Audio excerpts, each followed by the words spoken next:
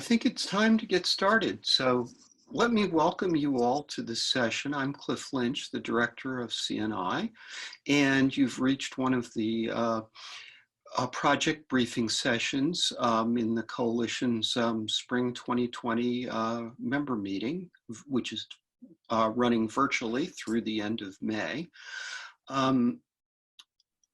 This session, just by way of introduction, is one of a number of late-breaking sessions that we added after we made the decision to go virtual that focus on various aspects of the current emergency and our members' response to it.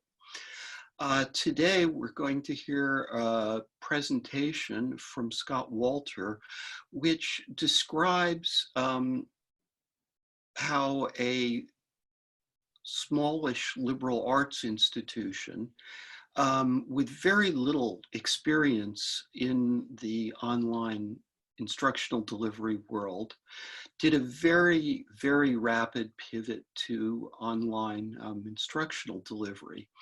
And as I think you'll see, this is quite different than a number of institutions who already had extensive experience and were delivering at least some courses through the online environment. And I believe Scott's going to share quite a fascinating story.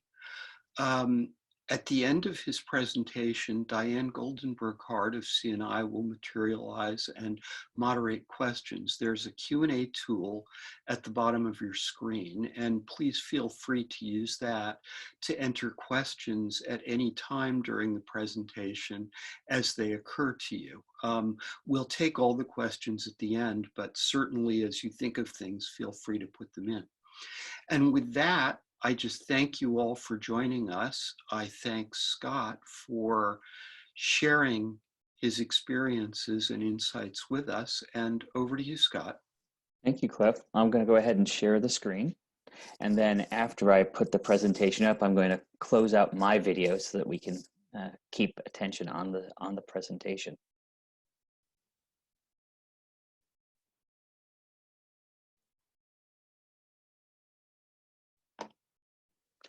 And I'm also going to switch it to the presentation mode. There we are. So,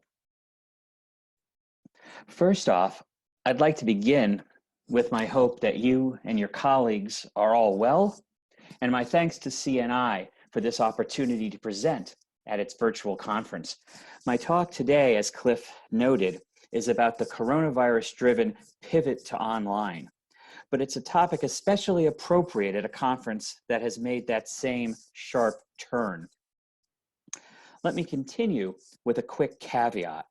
When I proposed this talk a month ago, I had no idea what I would be talking about. And now I realize how little time 30 minutes is to talk about it.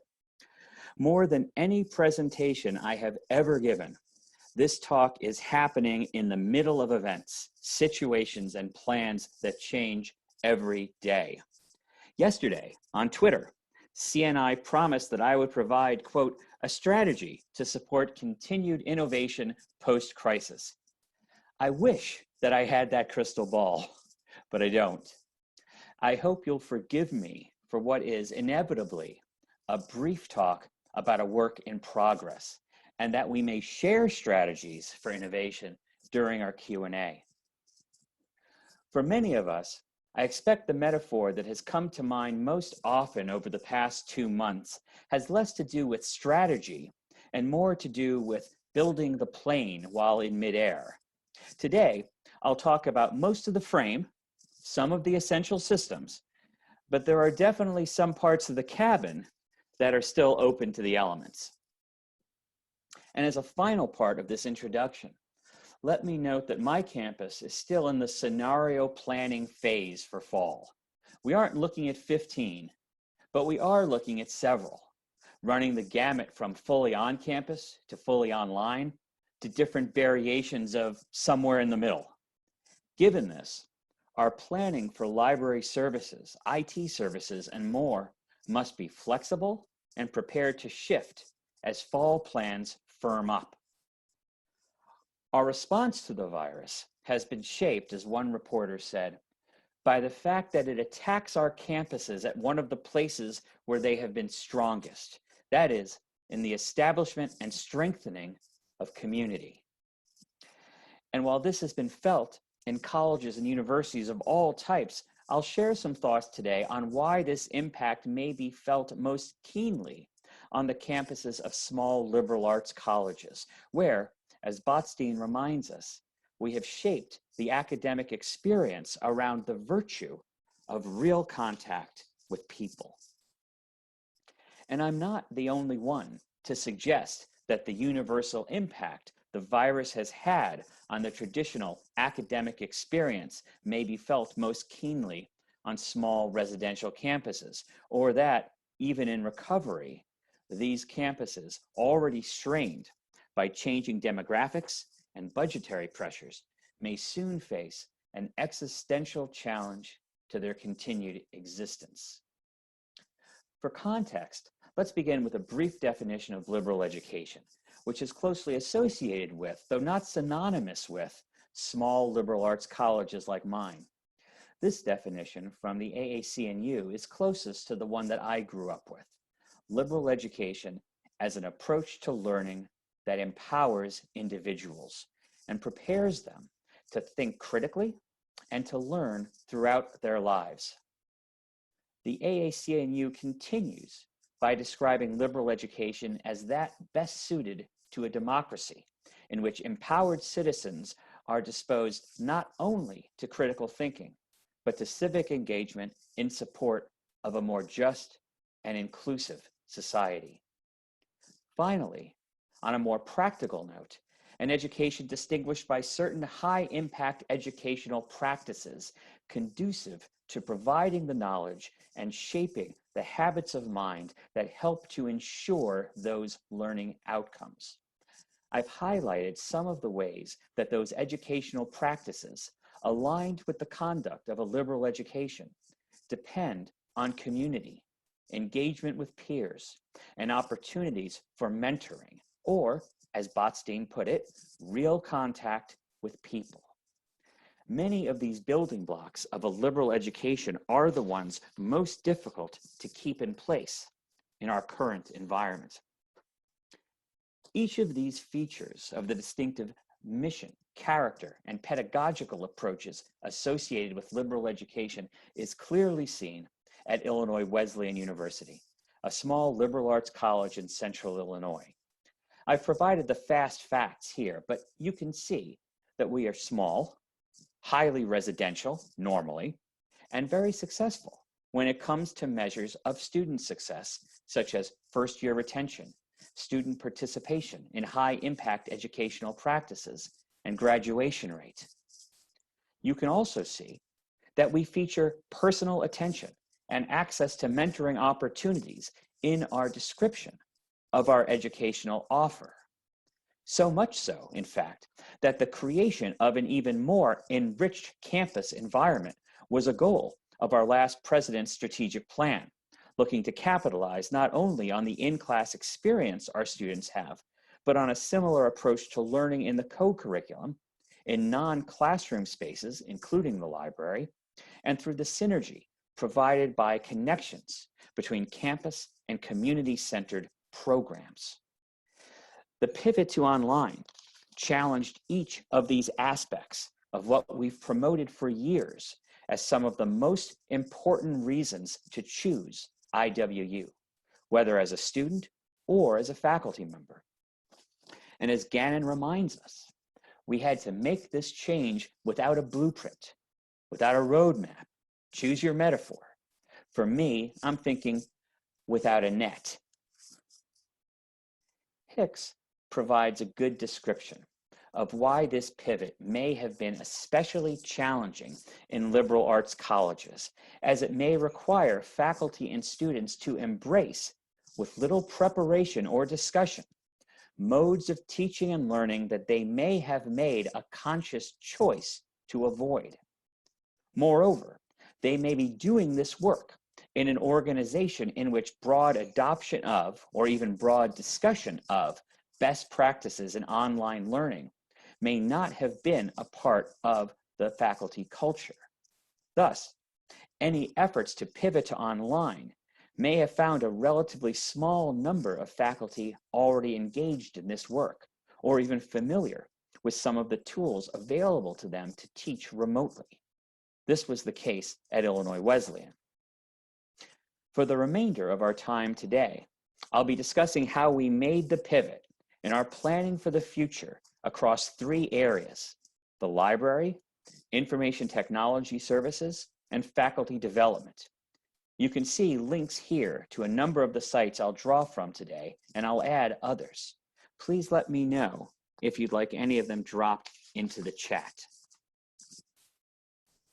I also want to note that while we talk about the pivot as if it was a one-time thing, I've experienced this more as a tide, or more accurately, a series of tides, each representing points in a crowded academic calendar. And while the tide may evoke a serene vision of waves breaking on the beach, my experience has felt a little more like this.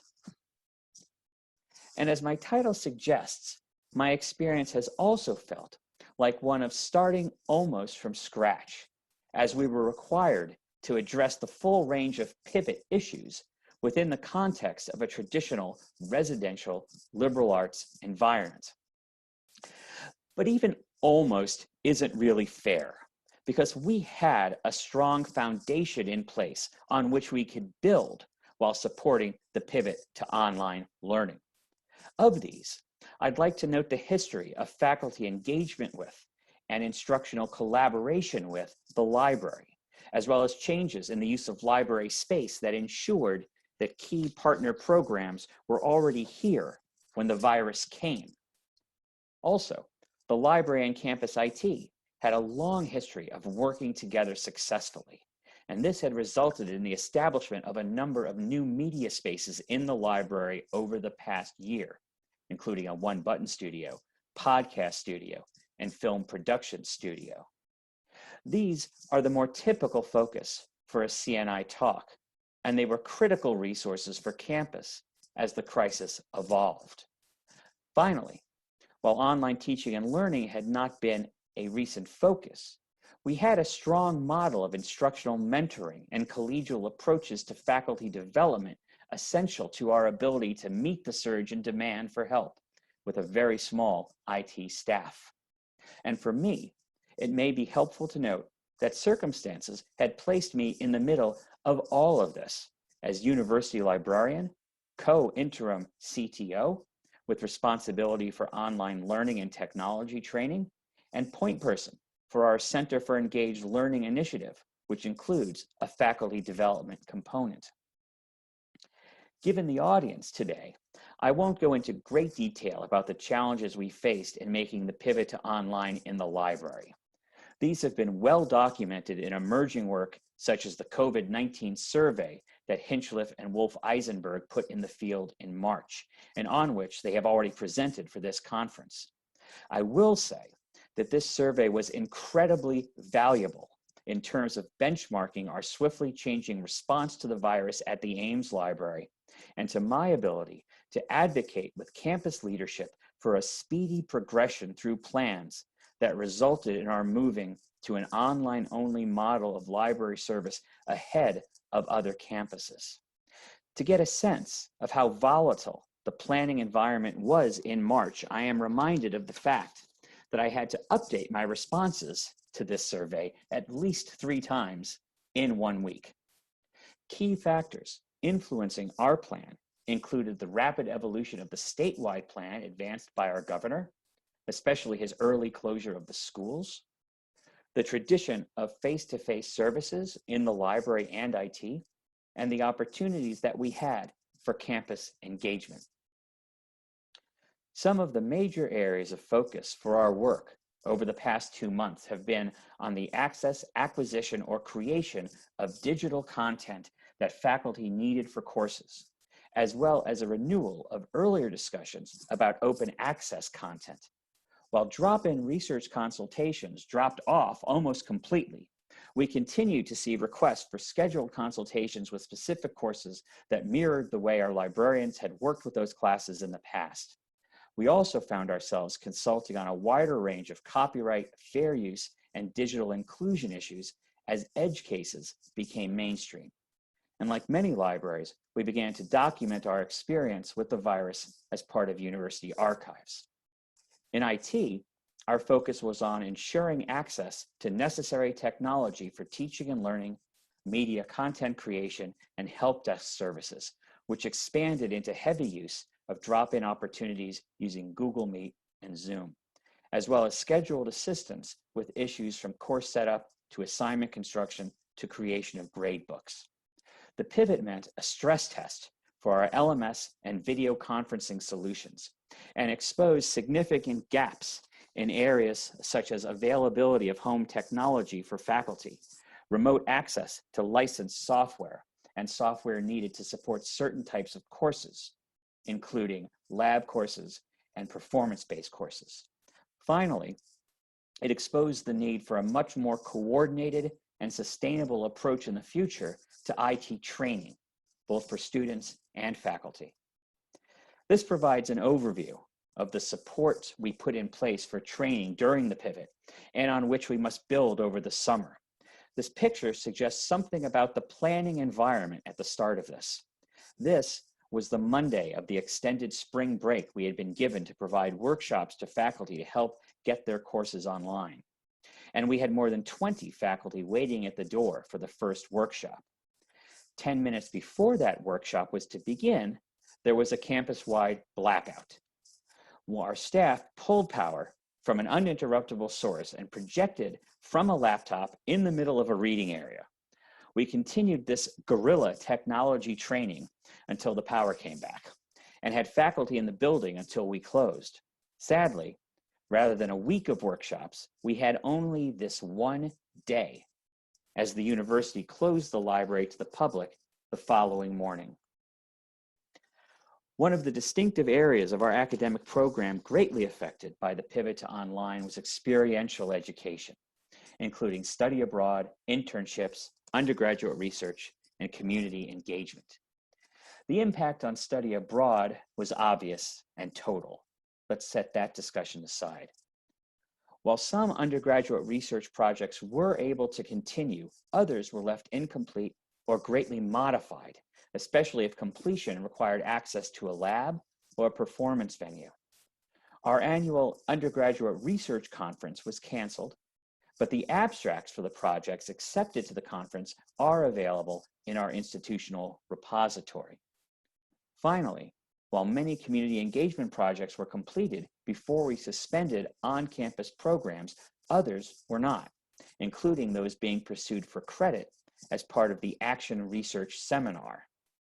One student had been scheduled to complete an internship with a firm providing legal services to individuals with low incomes.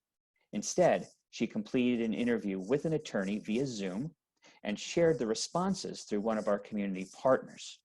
Another student was preparing a workshop on seed starters in community gardens as part of a community-based food access initiative.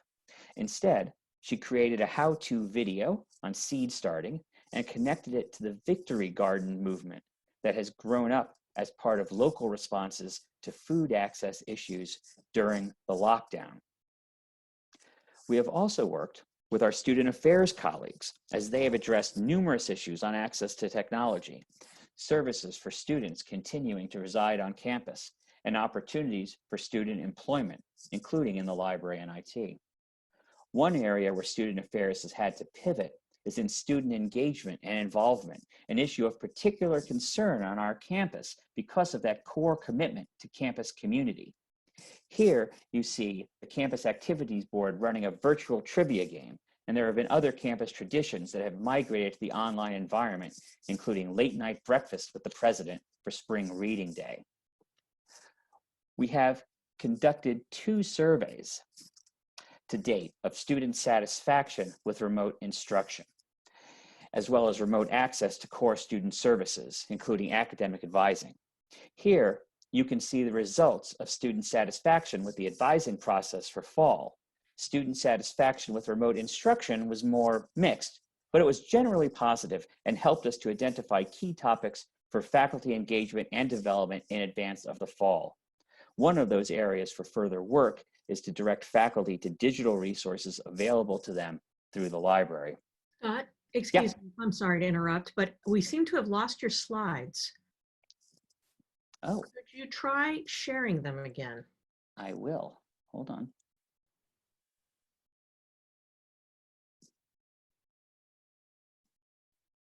Thanks for your patience, everyone. How's that? Yes, perfect, thanks. Okay. And Then we then go back to presentation. presentation mode, yes. There we go. Okay, great, thanks. So this brings us to the least defined but most important priority for the summer, faculty development. As noted earlier, we have a collegial culture for faculty development at IWU, as our faculty are recruited not only for their skill as teachers, but for their commitment to focus on continuing improvement of their teaching in support of student learning.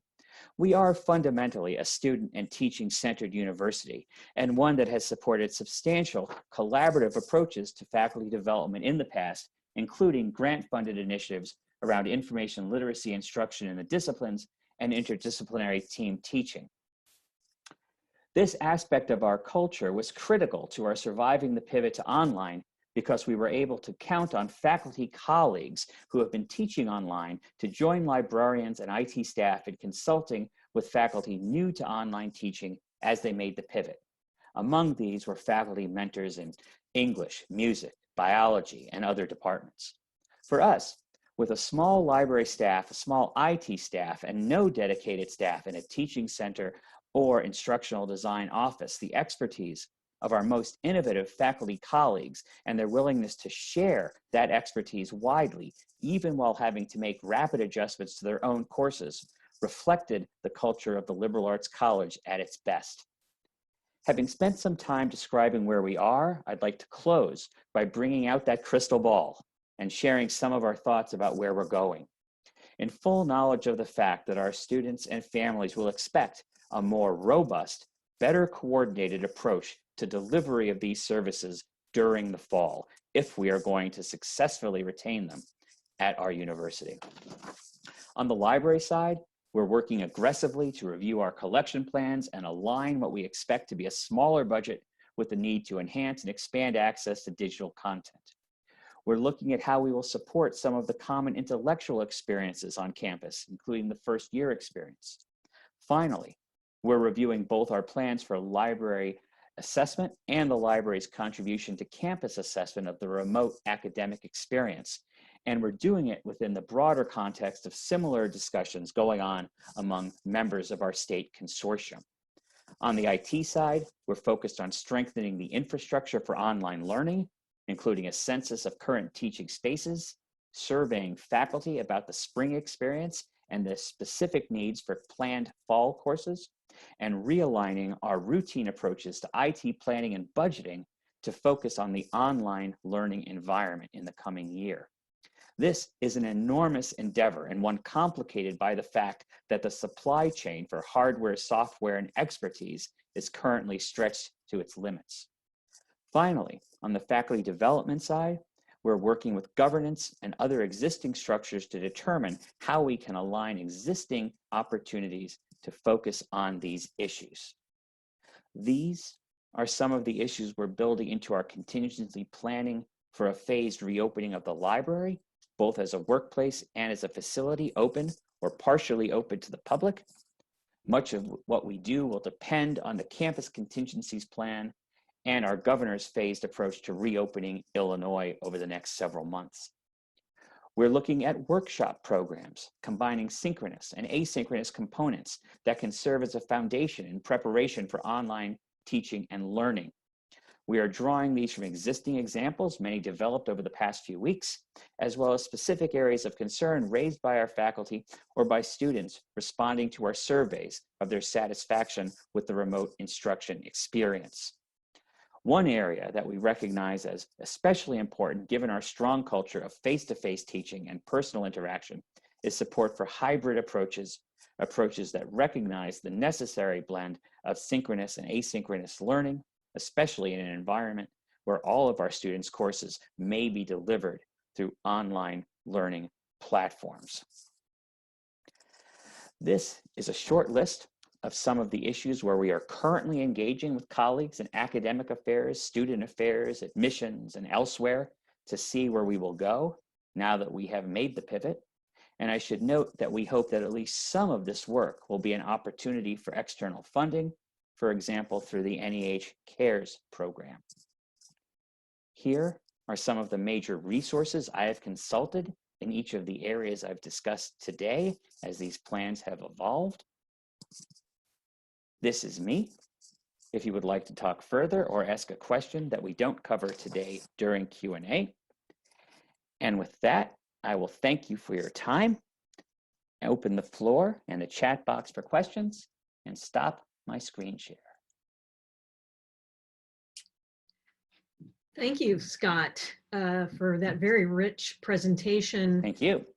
And also for the very well documented resources that you provided in your slide deck. There's a lot in there, and I just want to let everyone know we will be making that slide deck available after the webinar on the project briefing page. So stay tuned for that, as well as a video of this presentation.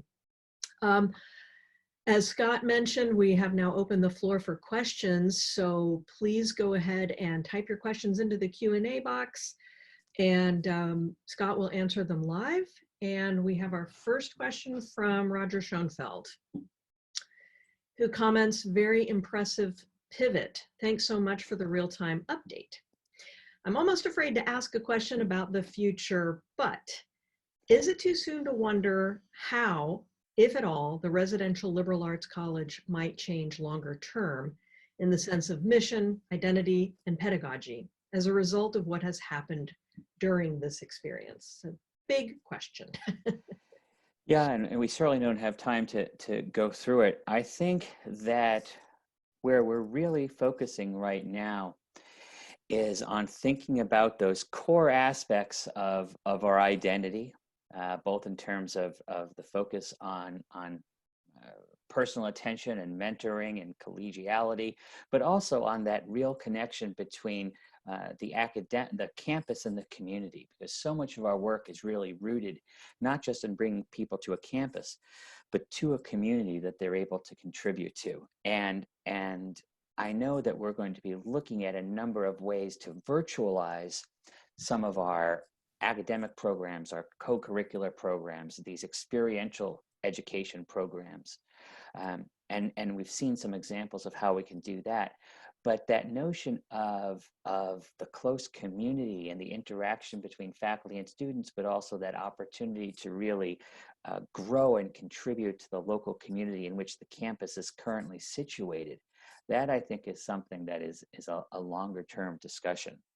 And what I can say is that the faculty that I know, both at my college and at other liberal arts colleges, are fundamentally dedicated to finding a way to bringing these experiences and these approaches that they've taken for years and making them work, whether it be in a hybrid environment, a modular environment, a de-densified campus, pick your model. And I think that we will see all of those become components of that liberal arts offer in the future. Indeed. Yeah, that's a big question. Thanks, Roger, for bringing that up. And thank you, Scott, for addressing some of those issues. And we will all be curious to see how this evolves, for sure. As I said, please go ahead and type your questions into the Q&A box there, or into the chat. If you would like to make a comment or ask a question live, you can raise your hand and that will allow me to unmute you and you can ask your question live. And while we're waiting for folks to type in their questions, I just want to remind everyone that this webinar is part of CNI's Spring 2020 virtual meeting, which continues through the end of May. And I'm sharing in the chat box there a link to the full schedule for the rest of the conference. And also just wanted to bring to everyone's attention that we announced yesterday a final plenary by Clifford Lynch, which will be given on May 29th. So if you haven't registered for that, please join us then.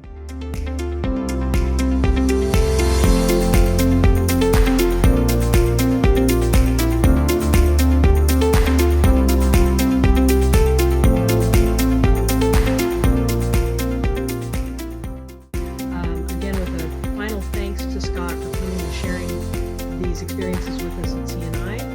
And thanks to our attendees for